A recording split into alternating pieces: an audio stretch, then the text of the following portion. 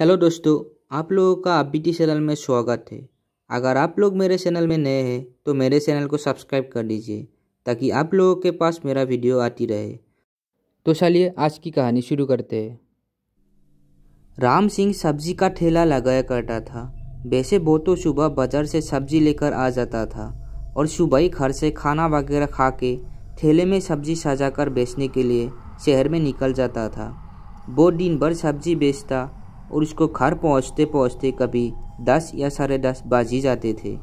एक दिन राम सिंह सब्जी बेचने के लिए निकला हुआ था, लेकिन आज राम सिंह को घर आते आते थोड़ा ज़्यादा लेट हो गया।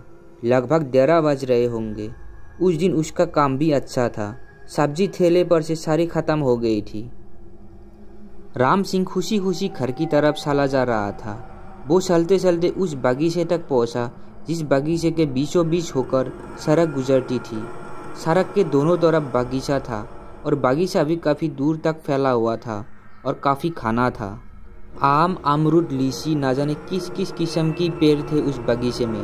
बगीचा बहुत घना और विशाल था और लोग भी रात में इधर की तरफ से आने जाने से थोड़ा बचते थे, क्योंकि इलाके के लोगों का कहना था कि बगीचे से होकर गुजरना रात को ठीक नहीं होता।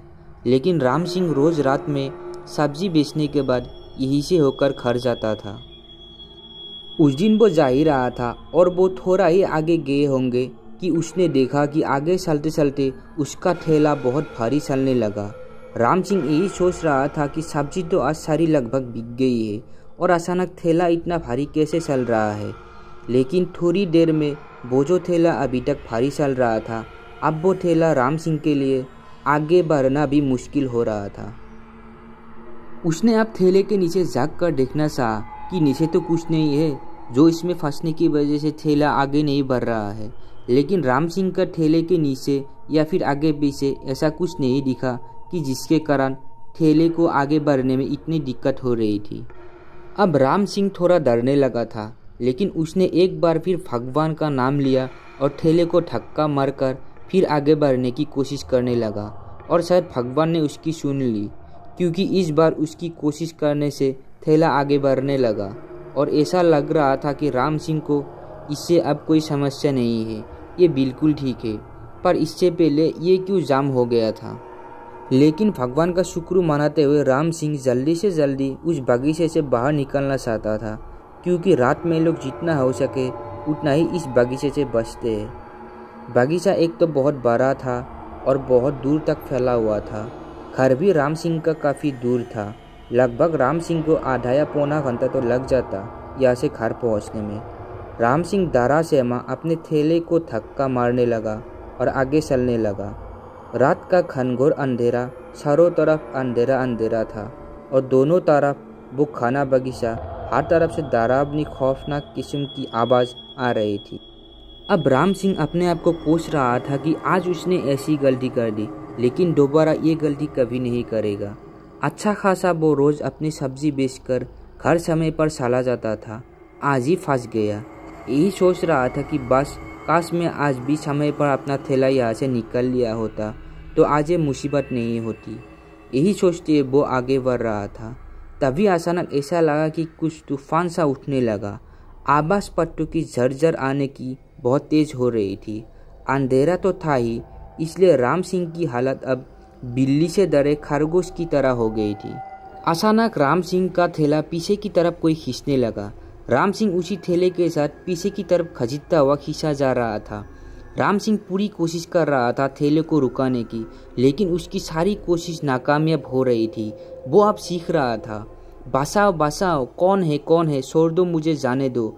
लेकिन वो जो कुछ भी था उस पर राम सिंह का चीखने चिल्लाना या रोने का कोई असर नहीं हो रहा था। राम सिंह पूरी कोशिश कर रहा था कि वो ठेले को छोड़ दे, लेकिन मानो राम सिंह का हाथ ठेले से चिपके हुए हो। वो चाहकर भी अपने आप को ठेले से नहीं छुटा पा रहा था। जो भी ताकत ठेले के पीछे की तरफ से खींच रही थी, उसने अचानक ठेले को बगीचे के अंदर की तरफ खींच लिया। पीछे पकड़े हुए राम सिंह खसीटते हुए चला जा रहा था और बस लगातार यही कह रहा था, छोड़ दो मुझे, छोड़ दो, मैंने क्या किया, मुझे जाने दो। अचानक वो थैला जो लगभग 7 या 8 मिनट से लगातार पीछे की तरफ खींचा चला जा रहा था, तभी वो बगीचे के अंदर आकर एक पेड़ के नीचे ऐसे रुक गया जैसे कोई ठेले को लेकर आ रहा था और उसने यहाँ पर लाकर खड़ा कर दिया। इतनी देर से लगातार ठेले खसीटते जाने की वजह से राम सिंह की हालत वैसे भी बहुत ख़राब हो गई। वो किसी तरह लंगड़ाते हुए उठा तो राम सिंह ने जो देखा उसके बाद तो मानो उसकी चलते दिल की धड़कन रुक गई हो। राम सिंह की आंखें डर के मारी चौड़ी हो गई, क्योंकि राम सिंह ने देखा जो थैले को खींचता हुआ इस बगीचे के अंदर ले आया वो एक बुरा आदमी था। उस आदमी ने सिर पर गामछा बांधा हुआ था और सफ़ेद धोती कुर्ता पहना हुआ था। राम सिंह लगातार उसको देख रहा था। तभी अचानक उस बुरे आदमी ने राम सिंह के पैरों को पकड़ लिया और बगीचे के अंदर खसीटता हुआ ले जाने लगा। राम सिंह तड़पते हुआ चीखने चिल्लाने लगा, छोड़ दो मुझे, छोड़ दो, मैंने क्या किया है। लेकिन उस बुरे आदमी पर राम सिंह का तड़पना या चीखने का कोई असर नहीं हो रहा था। उसने राम सिंह को एक पेड़ की जड़ पर जाकर पटक दिया और कहा, यह मेरा बगीचा है और यहाँ और कोई नहीं आ सकता। ये सिर्फ मेरा बगीचा है। जो यहाँ आएगा वो फिर मेरे साथ ही रहेगा, वापस नहीं जाएगा। राम सिंह तड़पता हुआ बार बार यही कह रहा था, छोड़ दो मुझे, मैं फिर कभी नहीं आऊँगा और ना ही बगीचे के पास आऊँगा।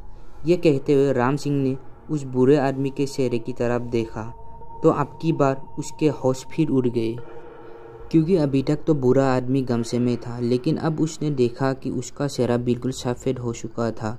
लग रहा था कि राम सिंह को किसी हड्डियों की जांचे ने पकड़ रखा हो। तभी बुरा आदमी बोल रहा था, पर अब वो खतरनाक और भयानक आवाज़ में बोल रहा था, जिंदा तो कोई यहाँ से वापस नहीं जा पाता, जो इस समय यहाँ आता है मरने के बाद ही जाता है।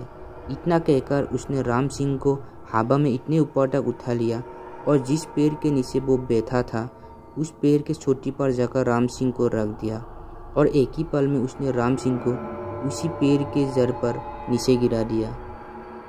उसी के साथ राम सिंह की वो आखिरी चीख निकल गई। हैरानी की बात तो ये है, राम सिंह की मौत उस बगीचे के अंदर उस पेड़ के नीचे हुई, लेकिन राम सिंह की लाश पुलिस वालों को बगीचे के बीचों बीच होकर जो सड़क गुजरती है उस सड़क के बीचों बीच रखी मिली। कहते हैं कि आज भी लोग उस बगीचे वाले सड़क पर रात में 10 बजे के बाद नहीं निकलते हैं और कोई गलती से भी अगर चला भी जाए तो अगले दिन पुलिस वालों को उसकी लाश सड़क पर पड़ी मिलती है। अगर आप भी घूमने फिरने के शौकीन हैं तो एक बार जा सकते हैं उस बगीचे में। तो दोस्तों, आज की हमारी कहानी कैसी लगी कमेंट में ज़रूर बताएं। अगर आपके पास भी ऐसी कोई कहानियाँ हैं जो शेयर करना चाहते हैं, डिस्क्रिप्शन बॉक्स पे मेरा ईमेल आईडी है तो उस पर शेयर कर सकते हैं।